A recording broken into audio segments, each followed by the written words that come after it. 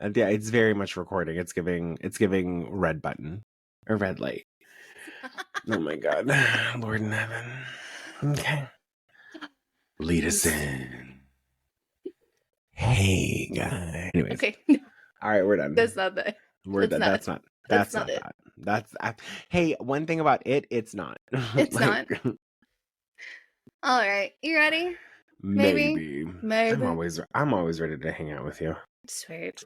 All right. Well, as everyone knows, this podcast is part of the You Run Podcast Network, where you can find all sorts of fun and exciting podcasts like ours. You can check them out in the link in the show notes. That's right. And you should, because if you don't... La Llorona. Oh, I'm not sending La Llorona after you. No? I'm going to send Long Legs after you. Ooh. Why they decided to make Nicolas Cage's mask look like Vicky Gunvalson from Real Housewives of Orange County, I'll never fucking know. He looked like Vicky fucking Gunvalson. I was like, I can't. That was my one thing where I'm like, it's not scary. It's just a Real Housewife mask. It's not real. No, trust me. The amount of times I was like, this shit's just a movie. It's just a movie. It's just a movie. Anywho, lead us in, friend. Lead us in a step further. Okay. So, this is the Paranormal Misfits podcast for the curious roam, the weird feels at home, and horror is another day in the office. I am Chrissy, one of your co-hosts. And I'm Nino Daniel, one of your other co-hosts. And one thing about me, I love clicking on stuff. I love spooky stuff. I love spooky stuff. And one thing you should click on is these show notes that talk about giving us a 5-star review, subscribing to us wherever you're capable, and following us wherever you can. And also, I know you see that merchandise link. Fucking click it. And buy some stuff. It would be really great. It helps keep the podcast going. It does. And speaking of merchandise, Nino. Tell me. Nino. Oh, yeah. Oh, is that me representing where I'm from? The Paranormal Podcast merchandise? That's me on a fucking t-shirt. How it doesn't get cooler than that. That's us on a fucking t-shirt. Hey, speaking of merchandise, I heard you're supporting someone today merchandisically. I am. As you know, we always give her a shout out at least every 3 times. At least her, listen, her and La Llorona get a shout out about 15 times an episode. Facts. Well, anyways, so we all know Desi. Desi. She's got her own podcast called The Dead Podcast, and I have this little cute shirt. Ooh, Dead Queen on the shirt. Oh, it's so cute, and it's tied. Oh, it is? Uh-huh. Oh, okay. Now that comes through, because I think when you were sitting down, your hair was covering your hair was covering like the other. Now I can see it. Okay. It's funny that our podcast is called The Dead Podcast because I'm living for it, Mama. I'm so sorry. I'm so sorry. We're not really. So. Well, actually, no. Sorry, babes. It just comes out. It does. We just let it. Listen. Lots of things come out of us. Me from the closet, words out of my mouth. Lots of things. I actually got rest last night, which is why I'm fucking able to keep up today. There you go. That's always exciting. I do want to mention, ladies and gents, we are in a really good segment of the year with horror movies. Before we get into today's episode, Maxine, doing really well. Mm-hmm. Doing real well. So good. Long Legs is slated to have a $30 million opening weekend. Ooh. Screenings have been... budget? Oh, let me take a look. But I will say that it is hands down. When we get into Q3, fuck. Q3 starting to pick up. That's good, because Q2 is not looking hot. What? What's up? Are you ready to hear the budget for Long Legs? I am, because I'm always surprised by these. Take a guess. Let's go. Let's see. You said 30.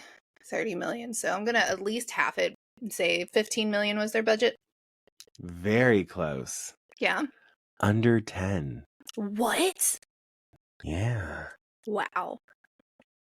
Well, they're going to make a nice profit. And this was filmed in Vancouver, British Columbia, set in the 90s. I will say that this movie's plot twists go until the very end. So Anyways, Nina's highly recommending. For I'm not listening. saying that you should see this movie. You have but to. I'm also not saying that if you don't see this movie, La Llorona. I'm going to send Okay, sir. I'm just sending everyone. I'm sending Long Legs after you. I'm sending La Llorona after you. Okay. Bestie, what is on the docket today? So, as you know, we're doing a little bit of 2-part episodes, guys. Sorry, that's because of me. It's okay. Because when this episode come out, I still be in Bosnia. Looking for spooky stuff. So, dear Nino in the future, I hope you're having fun. I hope you got your mental health together. I hope you're walking more. I hope you think about losing weight and not going to the business Costco in Arizona and buying a 24-pack of individual nacho cheese. I hope you're doing better, Nino. I hope you realize your self-worth. I hope you don't have to succumb to the opinions of your family or other people who don't know you. Yeah. Anyways, I really hope when I listen to this in 3 weeks that it fucking hits. All right. So jeez. Go ahead, babe. Take it away. Honestly, I'm gonna take. You take it away. I'm gonna take myself out. Good Lord. So we all know the infamous Amityville movies, maybe even the books. Oh. The supposed hauntings. Listen, this is why I'm not a real estate broker. Okay, fuck this. So we're gonna get into that. Oh fuck. Okay. We're gonna get into that. So this first part, we're gonna cover why Amityville, what happened in the house itself to lead to the Lutz family being haunted, supposedly. And then our second part, I'll go into a little bit of my fun things to do, which is debunking. I love debunking. Especially when my sister and I had to sleep in one room. Stop it. There's a joke. That's a joke. Funny. You know what's so funny? My little brother and I had to do that too. we had to sleep in bunk beds for a while. Basically, what Chrissy and I are saying is we grew up poor, and to make up for lost times, buy our merch. Merch. Okay, she and I both need a cut. All right. So there's an infamous murder that happened in the home. On the night of November 13th, 1974, Ronald Defoe Jr. shot and killed 6 of his family members in the home at a large Dutch colonial house located on 112 Ocean Avenue in the suburbs of Amityville, which is located in New York, right outside of Long Island. And we wanted to specify that because we didn't want anyone to think that Ocean Avenue is the same Ocean Avenue in Florida. Right. In Miami. Could you imagine a murder in Miami? Murder in Miami. Mim. Oh, wait, there was a murder in fucking Miami. Right? All right. Anyways. Yeah. Sorry. Off track. Shout out Gianni Versace. Johnny Versace, exactly. All right. So his family members that he murdered consisted of his mother, father, 2 younger brothers, and 2 younger sisters. He was the oldest, and at the age of 23, this was how old he was when he did the killings, was 23. And basically what happened was, murders happened at about 3:15 at night. Now, I don't know back in the 70s how late bars stayed open, but apparently they were open pretty fucking late, because after he did this, he walked into a bar saying, "You gotta help me. I think my mother and father are shot." Afterwards, yeah. He did it, though. But they didn't know it at first. Oh, mother shit. So afterwards, some patrons, including one of his close friends, went to the house with him and found that the parents were indeed shot and killed. His friend, who was in the group, made the 911 call. The police came and found, in total, 6 people were murdered. All of them laying face down in their beds. That's specific. Mm-hmm. That's weird. That's Yes. suspicious. So it tells you, but Face you know down in what's their beds? yeah, face down. So I like Face down, ass up. Just kidding. Just kidding. Rest in peace. Rest stop in it. peace, everybody who Stop it. died. Because I was Sorry. sitting there thinking, right, like it's a big home, right? I think we've seen the It's pictures of the actual. It's huge. It's not like for the 70s and in like suburbia. Mm-hmm. That's a big ass house. It was. And he didn't, from what the police said through various ways that I have read through this, there wasn't a silencer on the gun. Oh, so people would have heard at minimum 6 gunshots. Yeah. Not only that, but like the people in the home would have at least heard each shot. And like better the screaming. Mm-hmm. Yeah. Mm-hmm. So just link on that for a little bit. Just a little something. This little something. So it was reported, yep, all the family members were face down in their beds. During the investigation, Ronald, who also goes by, I believe, Butch, I don't know how he equated He's that very name masculine. from Ronald. My name's Ronald Butch, and I'm a killer. He maintained his innocence and swore that it was done. I didn't say. Listen, keep going. Don't. I'm looking at show notes. I know. Swore that it was done by a mob hitman named Louis Fellini. Louis Fellini. I don't listen. I don't speak German. After some serious investigation and interrogation, due to the major inconsistencies in his story, he finally confessed the next day that it was him who killed his family. So within 24 hours, they grilled him for They did. He did. What I'm saying though. Go ahead. Sorry, I keep interrupting. That's how they got that's how they figured out all the inconsistencies. Yeah, he confessed that it was him who killed his family. But you couldn't even escape town. That would have looked more suspicious. True. And yeah, he's so oddly enough. I think I go into it in part 2, but we're just going to do a quick one right now. So there is a book where he's telling you what happened. Did someone worked with him on a book? Is he still alive? No, he died in 2021 in prison.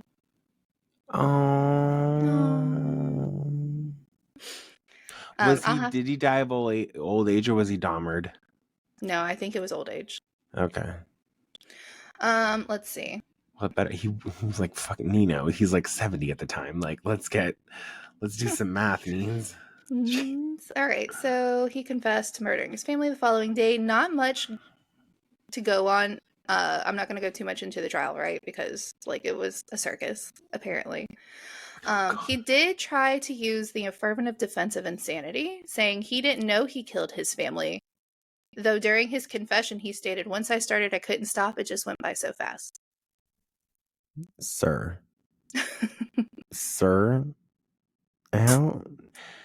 Listen, for me, when I start something and I just can't stop, I'm talking about the fucking Sweet Tomatoes buffet line. Okay. Murdering I don't think we people. have those anymore. The one in Tucson just reopened. Oh wow! So that's gonna be a day trip because they have fucking stellar mac and cheese. Also, health journey. Got to be mindful. Mm-hmm. But the way he's talking about his family murders is as if it's a can of fucking Pringles. How much pop? You just can't stop. Yes. Yeah. So he was a known heroin and LSD user, and fantastic. As you know, the defense was trying to use, right, that he was insane due to insanity was his plea, right? But a psychiatrist stated that while he did have an antisocial disorder, he was fully aware of his actions at the time of the crime. Because that's usually what they use for the insanity defense is, were you in the right state of mind to understand what was right and wrong at that time? Oh yeah, like, are you of sound mind and body? Mm-hmm. So, that's always fun. Let's see. He was aware of his actions at the time. He was found guilty of 6 counts of second-degree murder and received 6 separate sentences of 25 to geez. life for each. That's 150 years at minimum. Mm-hmm.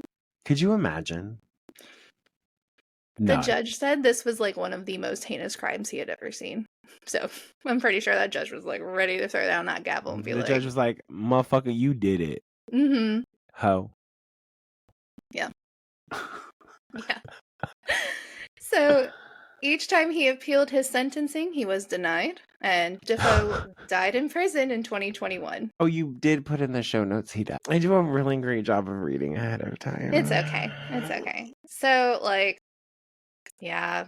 What do you think of that? So let's go back. Okay. What the fuck? All right, let's just start there. Let's just start there. How do you get to the point where you're like, oh, I'm just gonna kill my family and just shoot them dead? Like every dead girl in Hollywood. Like, if you've seen Maxine, you'll know what I'm talking about. I was like, whoa. Have you seen Maxine yet? I haven't yet. You have to remember, I have 3 kids, and it's hard to get the time. Go ahead. I know. I was going to make a joke, and then I was like, oh, God, I'm not going to do that. I'm not going to disrespect your children. However, what I will disrespect is this motherfucker who fucking decided to pew his entire family. That's not... So, first and foremost, I think... don't do that to your family. Let's start there. If you're listening to this and you're getting like a hunchy little idea, don't fucking do it. Right. That. Mm-hmm. Secondly, that secondly came out real deep. Secondly, like, we'll get into this later, I know it, but like, what has to happen in your mind for you to be possessed enough to think something evil has to take over you to think that that's an option?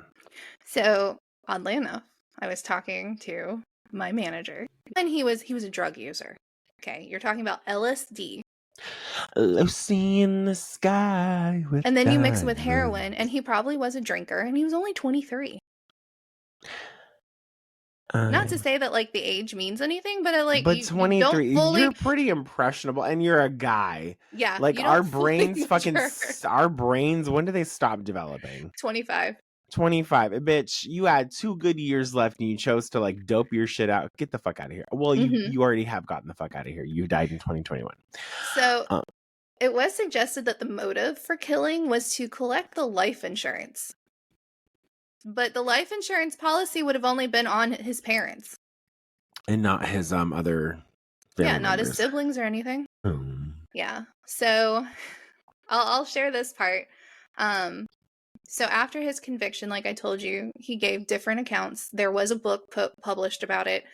So in 1986, he claimed that his sister Dawn, who I believe was like 16 or so at the time, killed their father, and then their distraught mother killed all of his siblings with the rifle. Jesus in heaven.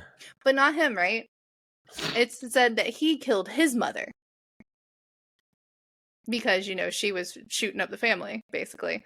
And then he was shooting up heroin. I'm just kidding. I should not say it like that. He stated that he took the blame because he was afraid to say anything negative about his mother to his father. And his father's uncle, out of fear that they would kill him. So, like, there's, like, a lot of weird, like, your dad's dead. Oh, my God, Jesus Christ. I'm just saying, like, you're afraid to say anything negative about his mother to her father. I apologize. I didn't read that right. So you didn't want to say anything negative to his grandpa. I'm sorry. Listen. It's not funny. It's not funny. It's hilarious. Apparently his uncle was part of a crime family. Fantastic. Yeah. And then there was a woman who tried to give him an alibi and say they were married, but then it was found that like the years they were saying they were married and where she was and where he was in the facility, like there were so many things that weren't adding up with each story he told. That's what you got. I know. Yeah, there's at least like 7 different stories that he gives until about 2000. Jesus. Mm-hmm. Okay. Well, we are going to get into another portion of this where I think you're going to talk about some alleged hauntings. But before we get into that, we just want to remind you guys, make sure you give us 5 stars. Make sure you subscribe to wherever you can. And wherever you're listening to this podcast, leave us a review, preferably a positive one, because if you don't, I'm going to send Liar on after you. After that, go ahead and click on the follow button when it comes to all of our social media handles that are going to be linked below in the bio. And then while you're there, thanks so much for hanging out for such a long time. Make sure you go ahead and click on the Paranormal Misfits podcast merchandise and go ahead and get yourself a little something nice, because then that something nice helps us do nice things, and then all great things are circumvented. So please go ahead and do that. We'll be right the fuck back. Reflections, the podcast about all things pop culture from the 80s, the 90s, and beyond, whether it's movies, television, music, pro wrestling, toys, food, fashion, you name it. Anything I find interesting or anything I have a connection to, I reflect on this podcast. So please join me on this journey where I recount my connection to pop culture, fun details and facts, as well as interactions with folks all over the place. Join me, Pop Culture Reflections. And as a reminder, this is part of the You Run Podcast Network, where you can find other fun and entertaining podcasts just like this one. Right. Okay. So, have you watched either Amityville Horror movies? I've watched the OG and then the Ryan Reynolds one. So you know generally what the Lutz family alleged for their hauntings. Okay. All right. So, first off, it's really... You can play a game called Refresh My Memory, though. I will. Don't you worry. I will. I was never concerned. So, this is what I'm going to... It's like noteworthy, but it irritates me at the same time because, like... Well, because I go to look for all... I do, like, a good deep dive on the hauntings. You can't find anything. Like, you either have to read the book or watch the movies. Like, I can't find, like, hey, this was, like, written by a newspaper. This is what the Lutzes said. Hey, it's all already... It's already published. It's done by Hollywood. Hooray for Hollywood. So, there's no good references, right? Like, I'm either going to reference shit from the book or I'm going to be referencing shit from the movies. And honestly, like, each one has the most insane amount of controversies behind them. Do you feel like it's, like, superfluated with, like, what happened against what we know will sell? What happened? Yes. Okay, so they're pulling a Warren. Oh, yeah. Oh, yeah. So basically what I'm going to use as my reference point for this part of the alleged haunting is the book, because supposedly, I mean, when you look at the cover of the book when it came out in the 70s, this is based on a true story. So we're going to use it. All right. So fast forward to about a year and a half later. Okay. All right. So 1974 is when the killings happened. That means 1975. The house was already up on the market. There you go. Sorry? The house was already up on the market. It was like only 30 minutes. A year and a half after the murders. The 30 minutes. And the trial was still going on at this point. All right. So you have a couple. It's a sign of dehydration. Oh. So the house goes on sale 37 seconds after the murders. Go ahead. Pretty much. You were saying something. While the trial was probably still going on. Still going on. All right. So the couple that decides to tour the house are the Lutzes. And they are newlyweds and they're middle class. And they're looking for a home for their blended family. So they tour the Amityville house. The price being too good to be true, as it was a 5-bedroom Dutch colonial home with a swimming pool and a fucking boat house. Listen, I watched my fair share of Selling Sunset, and that was just too good to be true. Okay, but let's listen to the price for this. Okay. It's $80,000. In New York. Bitch. In the 70s. Bitch. $80,000? I can't even count that high. They don't pay me to count that high. That's incredible. Mm-hmm. 80. Uh-huh. Great. Okay. Can they bring back those home prices? Bitch, That's what because I'm if that saying. if that were the case, my home now would be worth like Yeah. what do you know the approximate I like cost think of houses in the area?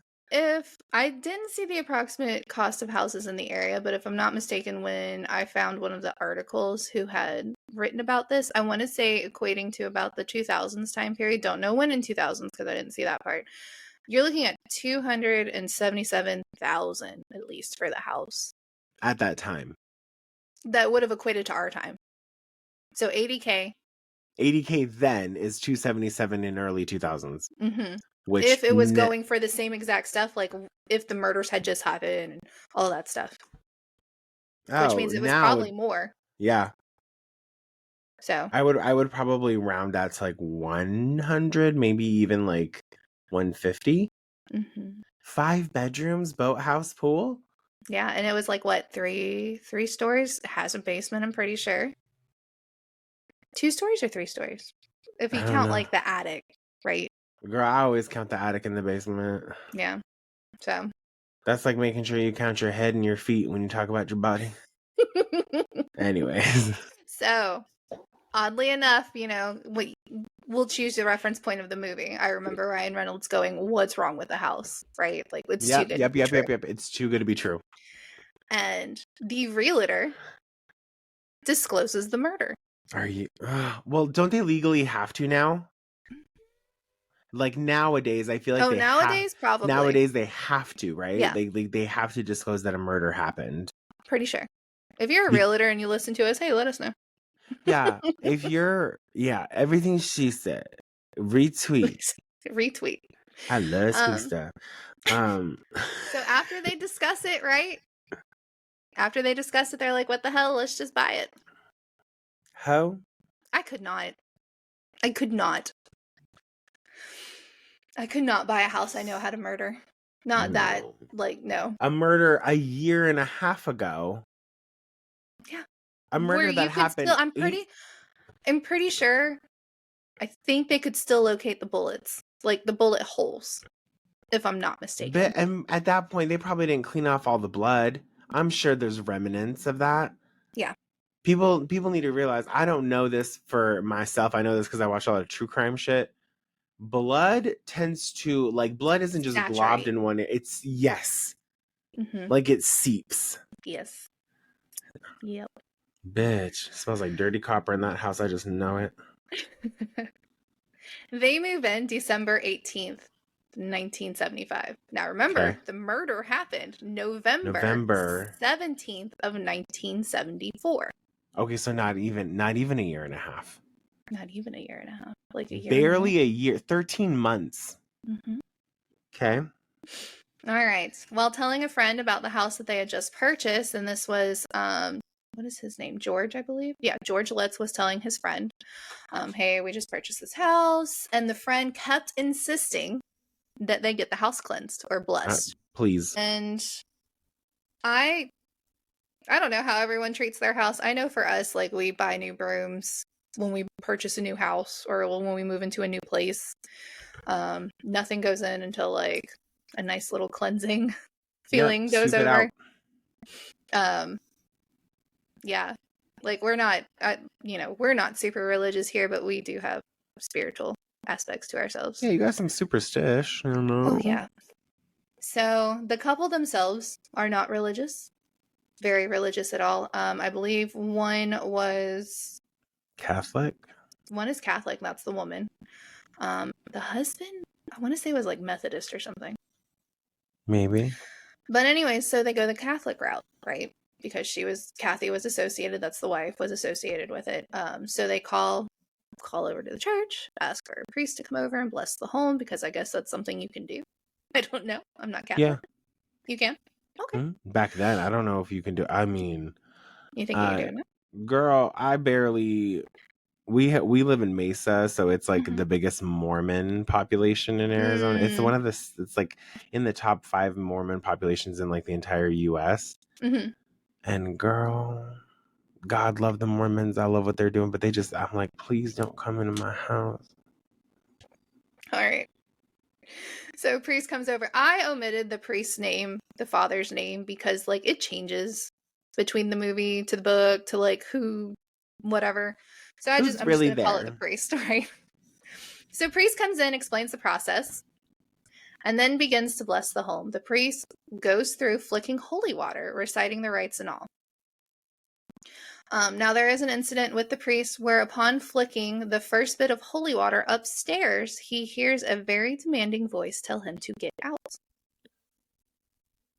One thing about me, I'm gonna listen. I think I'm gonna listen, but I'm gonna tell everybody. Apparently he didn't tell them. According to the book. How? According to the book. So by Christmas Eve, the priest decides to call George Lutz and let him know to stay out of the second floor room where he heard the unexplained voice, which, oddly enough, was the room that the young Defoe boys were murdered.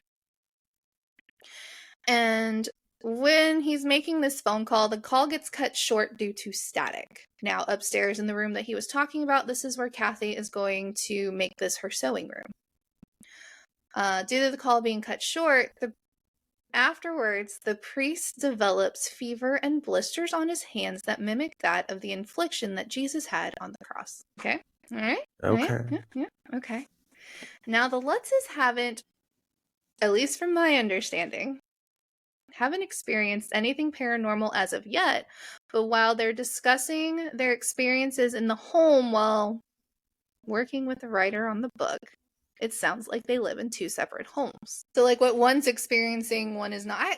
I kind of amounted to, like, if you're thinking about it, Paranormal Activity, the movie. Remember how the wife was like... The wife was going through some shit. Mm-hmm. And the husband's like, everything's great. Do the dishes, close the cabinets. Exactly. Literally. So, let's see. But it sounds like they were living in a different home. Now, maybe it's because, like I said, I'm online and the sources aren't very good.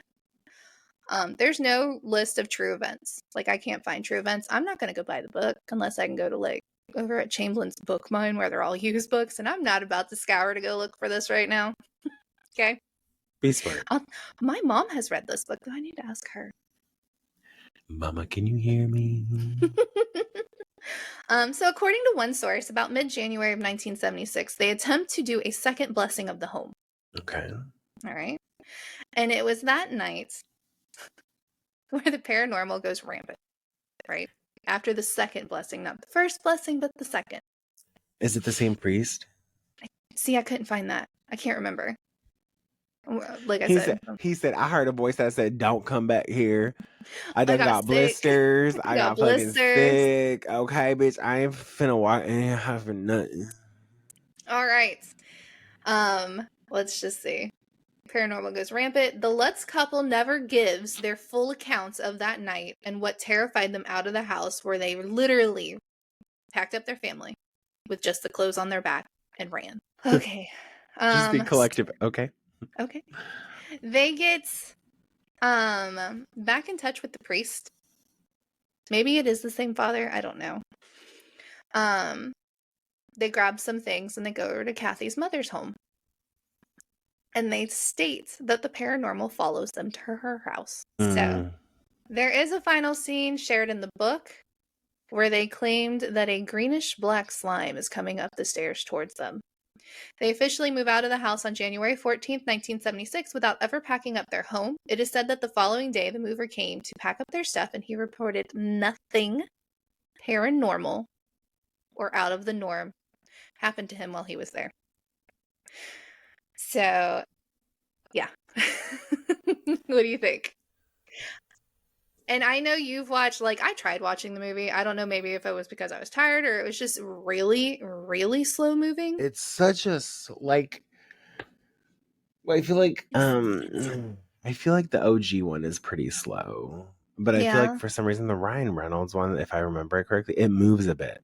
It does move a bit, but, like, I think it was because I was tired. That could be it. Yeah. I mean, you could just be exhausted. You could. Although, you know, from all of the paranormal shit. Seeing Ryan Reynolds with no shirt on while hacking at some wood's always a nice. Oh God. My ideal body weight is Ryan Reynolds on top of me. Same. And we're both married. Fuck off. Like, my husband knows. Like, my husband knows I love him Mine endlessly. does too. But If you said that, Tom Hardy. Oh, my husband knows who my hall pass is. Like, if I had to have a hall pass had to with a have one. celebrity, it'd be Idris Elba. Oh, Yeah. That's Yeah. a nice voice. That's, oh God, he could just literally be like, he could detail how he's going to kill me. And I'd be like, oh, say it again. I think that,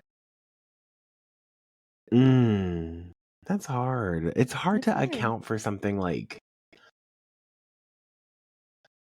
I don't know. It's just hard to account for something that you might not know where to like look for the facts for and what's been reported on. It sounds like there hasn't been much accuracy. And that's like, of course, Hollywood and like, you know, like published literature, they're going to have a buy-in to this because they know it's going to sell. Right.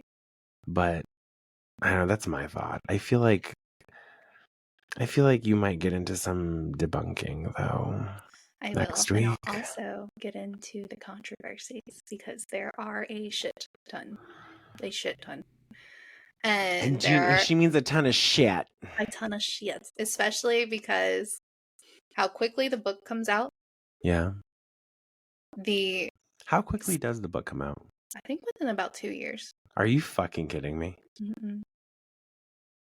Them motherfuckers was fun. They were on that printing press like it was their job. I will also, in the second part, when talking about the movies and everything, give you what Stephen King interpreted the movie as. Because he actually gives a really good interpretation of it. As far as like what could be the underlying meaning behind it. Okay. Which I thought was really interesting. But yeah, so in part 2, we'll be covering the controversies of Amityville and the debunking that goes down. And then, yeah. Stick around for next week, y'all. Stick around. We're going to film it today, but y'all are going to stick around for next week. We're going to have the same exact shirts. One thing about us, we going to look the exact motherfucking same, bitch. We ain't waiting a fucking week, okay? I got a trip to motherfucking Bosnia. We got Island Boys episodes that come out today. That's how far ahead we are. The Island Boys. I'm excited to banter a little bit of what you get into part 2 because you know my favorite thing is also your favorite thing with paranormals. The debunking. Because not everything's a fucking ghost, a spirit, a demon. Sometimes you just fucking left the back and front door open and there was a draft. Yes. Okay. Or you are really just out to make that money because you sunk your savings into something. Or you're on motherfucking LSD and heroin and alcohol and fucking like you've got your neuronal synapses are fucking going haywire. Mm-hmm. And you're over here talking about my house possessed. There's spook stuff. No, bitch. You were probably a little high. Okay. You hated your family. I mean, listen, I've never been like, oh, I hate my family so much, let me shoot them up. But I've also never been like, oh, I hate my family so much, let me shoot myself up with heroin. Like, it's never been that deep. True. This is why therapy exists. This is why men's mental health is important. Yes, sex. If only that first killer could have contacted Anna Marie Green in the 70s. Considering she's our age.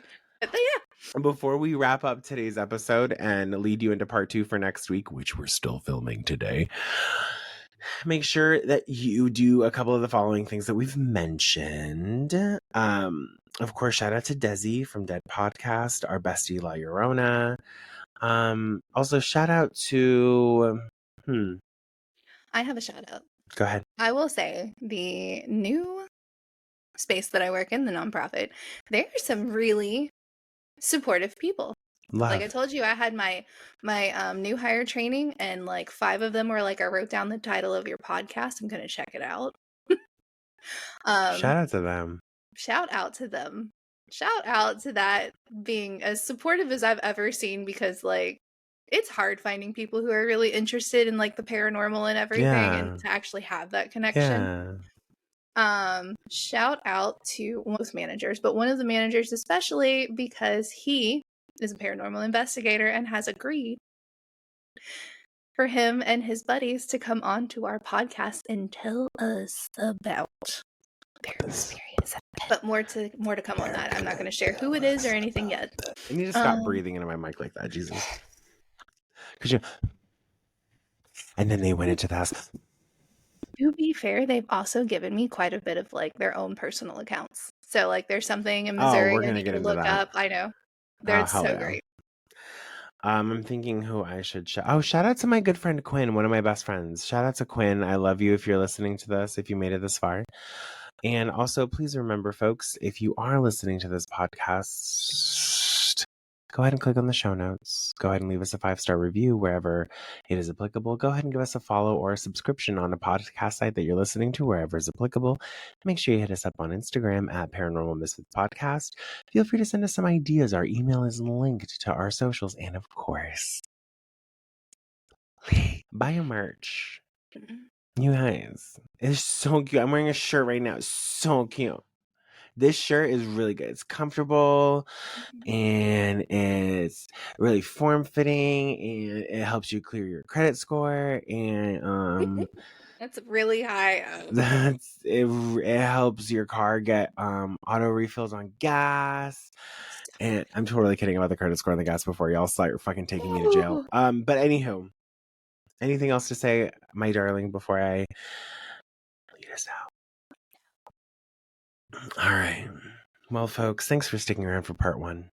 Part 2 is coming next week, and we know that you don't want to leave, but since you have to go, you might as well creep out.